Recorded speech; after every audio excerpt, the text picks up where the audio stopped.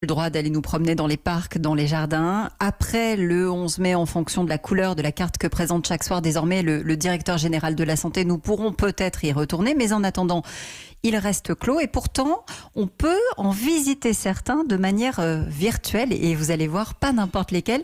Bonjour Alain Baraton. Bonjour. Merci d'être en ligne avec nous. Vous êtes le jardinier en chef des jardins du Trianon, du Grand Parc de Versailles. Versailles-le-Château qui est fermé, évidemment, depuis le début du confinement. Alors, vous avez eu, vous, l'idée de le faire découvrir à travers les réseaux sociaux. Racontez-moi, comment est-ce que vous avez pensé à ça ? L'idée est simple. Versailles est un domaine merveilleux quand il n'y a pas de visiteurs, mais il n'y a rien de plus triste pour un jardinier d'entretenir, d'embellir un jardin vu par personne. D'où l'idée de mettre en avant les petites mains, comme on dit, qui travaillent tous les jours à l'entretien, à la conservation de ce domaine. Alors les jardiniers, ceux que l'on ne connaît pas, une fois par semaine, effectivement, ouvrent les portes généralement fermées aux visiteurs, montrent leur technique, montrent leur savoir-faire, en un mot, font partager leur plaisir, leur passion du jardin. Et alors, depuis le début du confinement, vous avez été bluffé, je pense, par le nombre de personnes qui, justement, se connectent et viennent découvrir les jardins un peu autrement. Je crois que le public est même invité à voter pour ses œuvres favorites. Alors, ils ont le droit de se manifester, bien entendu. Il y a des commentaires fabuleux. Ils peuvent voter, par exemple. Bien entendu. L'intérêt, surtout, c'est vraiment de dire Versailles, c'est un domaine qui nous appartient à tous.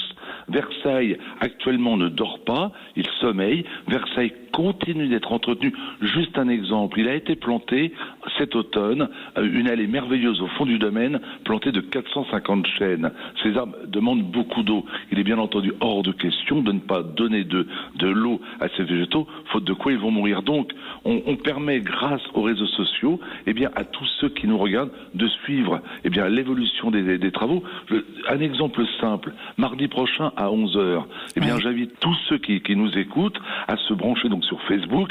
Ils pourront voir Catherine Pégard, la présidente de l'établissement public, en grande conversation avec Romain Médère. Ce n'est pas rien, c'est le chef cuisinier du triplement étoilé restaurant du Plaza Athénée, converser dans le potager de la Reine, un potager qui continue aujourd'hui de fonctionner, et de rencontrer ainsi ceux qui font ce potager. Je pense à Giovanni, un garçon brillantissime, italien d'origine. Donc l'occasion de voir que la présidente, un chef cuisinier, un grand jardinier, conversent dans un jardin et font ainsi partager leur passion à tous ceux qui, de chez eux, confinés, peuvent en profiter grâce aux réseaux sociaux. Alors, on est allé se balader, évidemment, en préparant l'émission, et on a découvert, comme ça, avec les différentes thématiques que vous abordez, il y en a 2, je crois, par semaine, les arbres de Judée, les cerisiers du Japon, les magnolias, les palmiers, les pamplemousses. Je pourrais continuer comme ça pendant des heures, en fait. Oui, parce que Versailles, c'est un lieu exceptionnel, planté de 350 000 arbres, et grâce à Catherine Pégard, il a été possible d'identifier il y a quelques mois ce que l'on appelle, nous, arbres admirables. Et ces arbres admirables racontent l'histoire du domaine. Le pamplemoussier auquel vous faites allusion est un végétal qui est né dans une caisse à Versailles il y a plus de 150 ans. Le sophora du Japon est un arbre qui a été voulu par la reine Marie-Antoinette pour qu'elle le voie depuis les fenêtres de sa chambre. Donc effectivement, les réseaux sociaux permettent depuis chez vous d'assister, je dirais pas au développement des arbres, et poussent lentement, mais de voir ce que l'on fait pour eux, presque de les écouter parler, en un mot de se dire que Versailles aujourd'hui est en dormance, mais qu'il attend une seule chose, la réouverture de ce jardin, pour que enfin les visiteurs reviennent de manière ordonnée, bien sûr, mais reviennent, car un jardin sans visiteurs est peut-être mélancolique, il est peut-être beau, mais moi personnellement je trouve qu'il est triste. Oui, mais vous arrivez quand même à nous raconter cette histoire. On a envie finalement de se promener avec vous dans ces jardins. Vrai, ça donne envie. On Merci vous écoute pour la balade. pendant des heures. À chaque fois, il y a des jardiniers différents qui vous accompagnent, je crois, en plus. Oui, ça, c'est formidable. Oui, on veut vraiment permettre à tous ceux qui nous regardent de rencontrer Elena, de rencontrer Alexandre, de rencontrer Yvan, Sylvain, Claude-Marie.